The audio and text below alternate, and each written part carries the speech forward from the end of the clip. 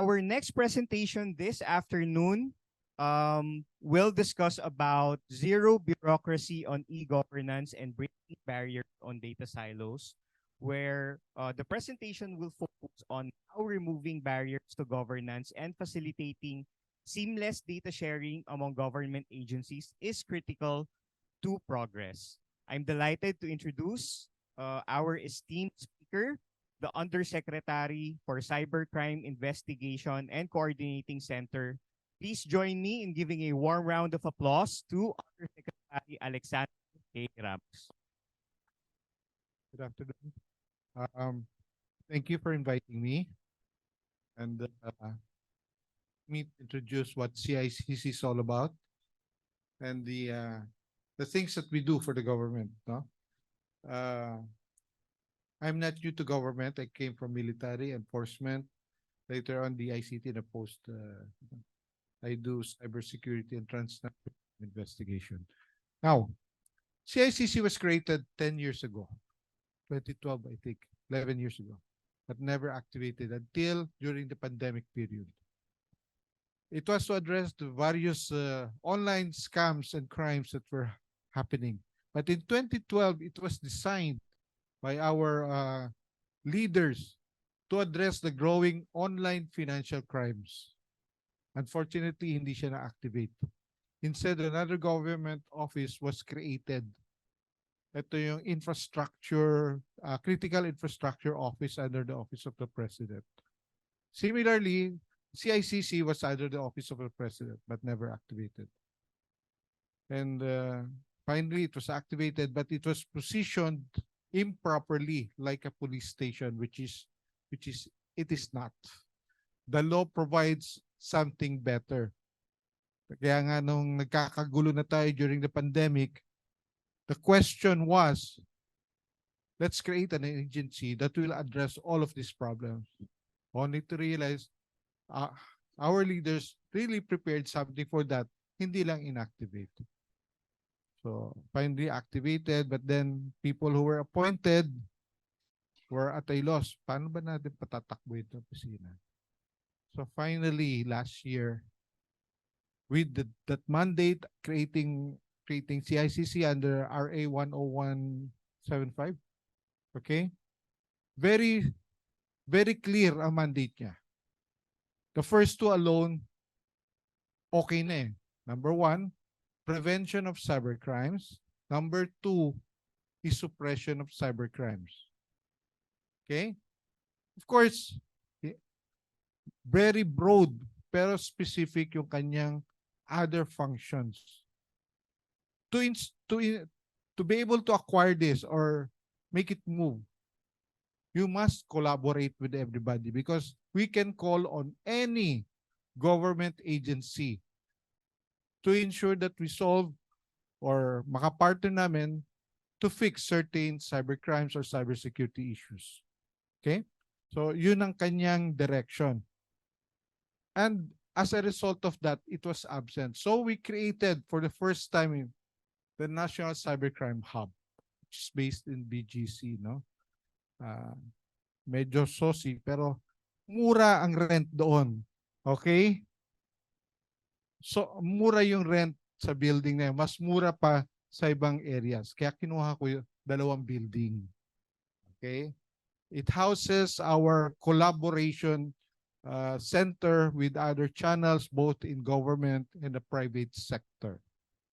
So, ngayon meron tayong neutral hub. Okay? The next thing is invite government partners and private sector. Very simple rule namin sa hub. Zero bureaucracy. What is zero bureaucracy? You know, in cybercrime, in the 35 years I was in this field of operations, every minute, every second counts a lot in solving a crime. And if you miss those opportunities, you'll never solve it, or it will take you more resources to solve it. However, it is, again, in the law that allows us to break the data silos. There's supposed to be a mandate to ensure data sharing among the partners, among the collaborative partners that we will engage. So again, di ba? It's in the law itself. Break and ensure that there is data sharing. So hindi ko na kailangan i-reinvent yung policy because it's a provision of law. So with this, we ensure that those who sign up with us understood that kind of working relations. Of course, marami pa. And can we move the slide?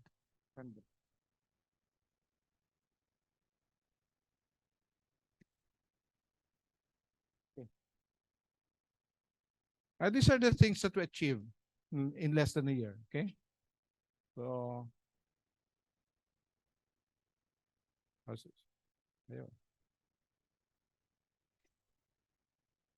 among our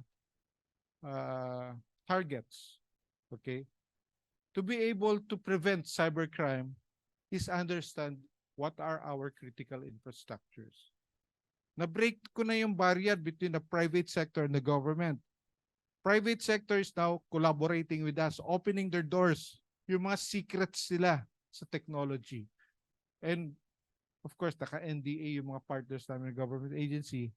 We discussed what are these critical infrastructures. So we have the AFP, the PNP training with us. There is a gap of understanding sa technology. And this gap, pinasukan namin because, again, we don't have to reinvent the wheel. Sila yung frontliners, but they just lack the necessary knowledge and skills. So we train them. We hired the best in the field, by the way. Kaya medyo yung budget ko talagang nakalagay sa hiring of highly qualified people. So nakita nyo naman yung participation nila, no? Really very, very, very challenging for us. And these are samples of our events, publicly known cases. Ito importante to. How do you solve specific crimes? Bomb threat.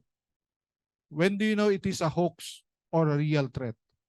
Meron kaming tinatawag na premeditated capability or meron tayong advanced knowledge. So we have a team of specialists lurking in the dark net, identifying potential threats. So we have that service already. In fact, there's another one who is equally doing it. That's the insert under the ICT naman. We're both under the ICT, except ako agency na. Okay? The first proof of concept of zero bureaucracy is the New Year incident when our airport went down. Tawag si Secretary. New Year yun, ha? Of course. For some reason, CICC prepared for the eventuality, the future. So future ready kami. I hired satellite engineers. I acquired spare parts, not knowing it will be used. Wala kaming kinalaman sa pag-breakdown nun. But because I know these are the things that we will need when an emergency comes. January 1 happened. First responder kami. Our mission was check kung may cyber attack. During our assessment, we saw there's more problem. So our orders were changed into institute reforms and ensure na hindi bumagsak yan. Uli, kasi yung eye in the sky natin nawala for several hours. In fact, naging fluctuating because of a lot of things are happening inside the system. Hindi kami ka-up, hindi kami trained for that. But we ensured that it's up and running. So, instead of, kung wala kami, ano sa tingin yung gagawin ng ka-up? Magko-call ng foreign experts, not knowing or forgetting that locally we have it available. So, as a result of this zero bureaucracy, hindi niya na kailangan mag-isip because we we prepared for such eventuality. I think the rest is, I don't know, history, no? Alam niyo how we fix it, how we help Kaap really ensure na hindi na bumagsak yan. Terrorism. What is the capability of the Philippines? Huwag na sabihin CICC. Because of zero bureaucracy, we were given a speck of information, missing person. Sige, hanapin namin. We did OSINT, no? And then we have analyst. The moment binigay sa amin yon, said, uy, may foreigner, so-called Bureau of Immigration. Kasi ito, it involves a foreign national. Within hours, we saw that the foreign national may hawak na baril. So we informed J6. Within the day, they are both in our office. So we told him, okay, what do you have on these persons? Hindi ko na kailangan sumulat pa para sila pumunta. Kasi meron na kaming collaboration. In fact, BID, every once in a while, may assign the person dun sa office namin. The same with the AFP. So, nag-plan kami, okay. What other data do you need? US Embassy, tanong natin. O si Indian Embassy, tawagan natin. Because we have previous encounters with them. Again, zero bureaucracy. Hindi ka na kailangan mag-MLAT to get data. So we found more data and we process it. Nagulat nga sila, ba't nyo hinahanap? Overseas itong mga suspects na to. Sabi ko, hindi. We found it here, lurking in our country. So to cut it short, may co-plan kami.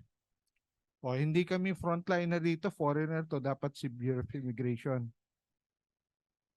And sabi ko, within 2 months, punta tayo sa isla na yan, pag-aralan natin. Yun nga lang, we got orders within 5 days to capture them, bust them.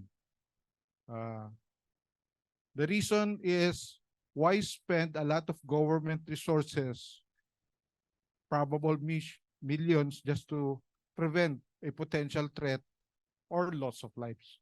So we spent 900,000 as compared to a big, I don't know, I was given a plane and a plane load of new soldiers to go to the area. We captured them in 5 days. Hindi tulad itong mga nangyari ngayon, may bombing na naman, hindi na prevent. But I told BARM, you allow us to score your area. So we can listen. Saka lang nila na-realize na importante yung preventive measures. Kidnap and murder. Again, zero bureaucracy. Hindi mo na kailangan pumunta all the way to the PNP hierarchy. When we found out they were doing this, we told them this is what we're seeing. We provide them strategic information. In 6 days, to solve namin yung kidnapping with the capture of everybody involved. These are just samples of what we have been doing. We have several of these. Nagkataon lang na na-pick up ninyo siya. Anong nangyari sa ransomware, sa intrusion? Of course, we didn't handle that. Similarly, yung by the time yung sa Kaap natin, tinamaan din si Cab. In 24 hours, di-resolve namin yung ransomware nila. We were there. Tawag, because of my relations with DOTR, tawag sila. Sige, nagpadala kami tao. Again, within 48 hours, tapos yung problema nila. We provided expertise. We guided their people on what to do. So we found the culprits and penalized them. Ito yung very recent activities namin. Picking apples kami. Our relations with different enforcement agencies enabled us to identify the syndicated operations here in the country. Yun lang papel namin, to provide them specific technical data in a silver platter. Ito yung target niya.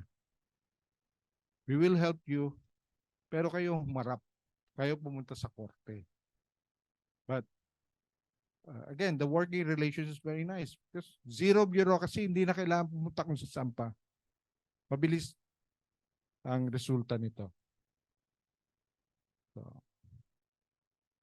these are the numerous areas where we participated in the raids against syndicated operations. Of course, this one, we also have that capability to ensure the safety of our critical infrastructures. Latest technology, all-terrain, all-weather, mobile connectivity. Very powerful. Hindi ho ito kay Elon Musk. It's another one. But this one is an all-weather device.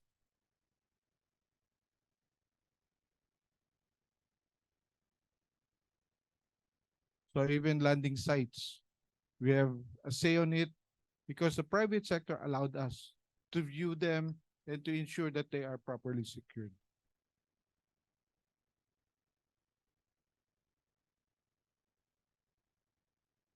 As a result of all of these activities, yung roadmap namin to ensure that a lot of government agencies can avail of our expertise. We were noticed by internationally. Bakit ang bilis yung gumalaw? Bakit ang bilis yung mag-solve? Okay? Forget what the media is saying. Kaya natin lahat yun. On the condition you work with us. On the condition you do your part. We train. We provide assistance and training to all government agencies. We empower you. Hindi kayo slaves ng providers. What is more important is that if you have the skill, pwede na namin kayo mag-guide maski remotely. Yeah. Recent graduate. Of course, in the UN, they recognize our efforts, our achievements, that they want to copy the model of what we're doing. What is that model? Zero bureaucracy in fighting cybercrime. So, binabago yung Bucharest Convention to input the best practices from the Philippines. Right now, pasensya sa aming the Department of Foreign Affairs, pero we have signed a backdoor bilateral with 101 countries already to ensure that we get first-hand information, we have data sharing, we remove those barriers. Kasi mas mabilis gumalaw, mas mabilis mag-solve. In fact, we have several foreign cases wherein a lot of Filipino victims ang nire-represent namin. So, ito, team effort to.